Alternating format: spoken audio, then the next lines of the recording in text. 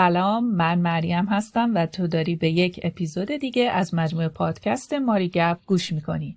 به نظر من یاد گرفتن زبان مثل یه سفره و من اینجام تا کمکت کنم از مسیر لذت ببری.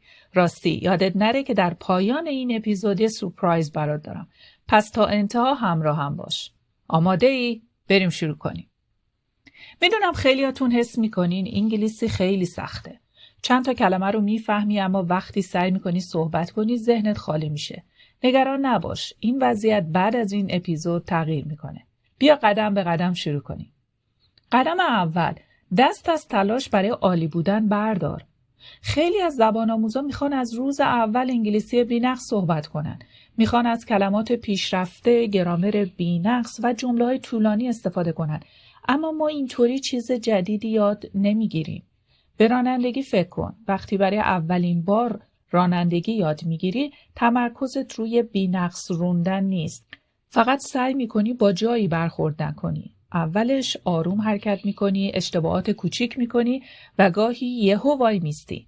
اما با تمرین بهتر میشی و به زودی میتونی بدون فکر کردن روون رانندگی کنی. یادگیری انگلیسی هم همینه. لازم نیست روز اول بی‌نقص باشی. کوچیک شروع کن، کم صحبت کن، اما هر روز صحبت کن. اینو یادت باشه، سعی نکن بی‌نقص باشی، سعی کن بهتر باشی. قدم دوم، قبل از اینکه صحبت کنی گوش کن. قبل از اینکه بتونی خوب صحبت کنی باید خوب گوش کنی. وقتی گوش میدی مغزت تلفظ، ریتم و الگوهای واقعی جملات رو یاد میگیره. پس هر روز به انگلیسی گوش کن، حتی برای 15 دقیقه. میتونی به ویدیوهای کوتاه، پادکست‌های انگلیسی یا داستان‌های انگلیسی گوش بدی. حتی کارتون‌های کودکانه به زبان انگلیسی عالی‌اند چون از کلمات ساده استفاده می‌کنن. وقتی هر روز گوش میدی مغزت شروع به کپی کردن چیزی که میشنوی میکنه. اینجوریه که روون میشی، نه با حفظ کردن گرامر، بلکه با گوش دادن و کپی کردن. قدم سوم، کلمات و عبارات رو با هم یاد بگیر، نه به تنهایی. خیلی از زبان آموزا سعی میکنن روزی 20 تا کلمه جدید یاد بگیرن، اما بعد از یه هفته همه چیز رو فراموش میکنن. نباید کلمات رو تکی یاد بگیری. عبارت‌ها یا گروه‌های کلمه‌ای یاد بگیر. برای مثال به جای یاد گرفتن کلمه morning یاد بگیر good morning, in the morning, every morning. وقتی عبارت یاد میگیری میفهمی کلمات در زندگی واقعی چطور کار میکنن. این کمکت میکنه طبیعی صحبت کنی. قدم چهارم، هر روز صحبت کن، حتی اگه تنها هستی. خب این خیلی مهمه. نمیتونی با خوندن در مورد شنا یاد بگیری، درسته؟ باید بپری داخل آب. همین قانون در مورد انگلیسی هم صدق میکنه. نمیتونی فقط با مطالعه کتاب صحبت کردن یاد بگیری. باید هر روز صحبت کنی. اگه پارتنر نداری مشکلی نیست. با خودت به انگلیسی حرف بزن. کاری که داری انجام میدی رو توصیف کن. برای مثال I'm making tea. I'm cleaning my room. I'm watching a video. ممکنه اولش عجیب به نظر بیاد، اما بهم اعتماد کن. این روش جواب میده. قدم پنجم، بخون و تکرار کن. خوندن بهت کمک میکنه ساختارهای صحیح جمله رو ببینی. با کتاب‌ها یا داستان‌های ساده انگلیسی شروع کن. وقتی میخونی سعی کن جمله ها رو با صدای بلند بگی. برای مثال اگر جمله میگه She goes to school every day، اونو با صدای بلند بگو. زبون و مغزت شروع به کار کردن با هم میکنن و وقتی یک جمله رو بارها و بارها ببینی برات طبیعی میشه. قدم ششم، هر روز یک کم تمرین کن. خیلی‌ها یه روز 2 ساعت مطالعه میکنن، بعد برای یه هفته متوقف میشن. این فایده‌ای نداره. بهتر هر روز 15 دقیقه مطالعه کنی تا هفته یه بار 2 ساعت. قدم‌های کوچیک هر روز تغییر بزرگی ایجاد میکنه. تو میتونی یه برنامه روزانه کوچیک مثل این درست کنی. 10 دقیقه گوش دادن، 10 دقیقه صحبت کردن، 10 دقیقه خوندن یا نوشتن. این فقط روزی 30 دقیقه است، اما قدرتمنده. قدم هفتم، از فرایند لذت ببر. در نهایت انگلیسی رو به یک موضوع خسته کننده تبدیل نکن. سرگرم کنندش کن. فیلم‌های مورد علاقت رو به انگلیسی ببین. آهنگای انگلیسی گوش کن. ویدیوهای انگلیسی یوتیوب رو ببین. یا هر کار دیگه‌ای که بهش علاقه داری. وقتی از انگلیسی لذت ببری حس نمی‌کنی داری درس می‌خونی. حس می‌کنی داری باهاش زندگی می‌کنی. پس دوست من این 7 قدم ساده رو به خاطر بسپار. 1. کمالگرا نباش، فقط شروع کن. 2. هر روز گوش کن تا الگوها رو جذب کنی. 3. کلمات رو در قالب عبارت یاد بگیر. 4. حتی اگه تنها هستی با خودت صحبت کن. 5. با خوندن ساختارهای صحیح رو فعال کن. 6. هر روز حتی فقط 15 دقیقه تمرین کن. 7. و مهمتر از همه، از مسیر لذت ببر. خب، به انتهای بخش اصلی این اپیزود رسیدیم. از اینکه تا اینجا همراه هم بودی صمیمانه ازت سپاسگزارم. اگر حس کردی این نکات برات مفید بود، بهترین کاری که میتونی برای حمایت از پادکست ماری گپ انجام بدی اینه که کانال رو سابسکرایب کنی، این ویدیو رو لایک کنی و اونو برای دوستانت هم بفرستی. حالا همونطور که اول اپیزود قول داده بودم یه سورپرایز ویژه داریم. میخوایم خلاصه تمام نکات کلیدی این اپیزود رو با هم به زبان انگلیسی با سرعت آهسته و واضح مرور کنیم. این یه تمرین لیسنینگ عالی برای توه. آماده ای؟ Hello and welcome to Mary Gap.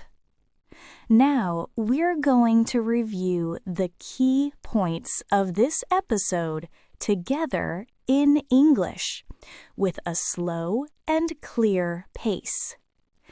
This is a great listening practice for you. Are you ready? Let's begin. Today, we talked about 7 simple steps to help you speak English more confidently. Step 1. Stop trying to be perfect. Learning English is like learning to drive. You don't need to be perfect on the first day. Start small, make mistakes, but try to get a little better every day. Step 2. Listen before you speak. Before you can speak well, you must listen well. Listen to English every day, even for 15 minutes. Your brain will learn the sounds, the rhythm, and the patterns of the language naturally. Step 3.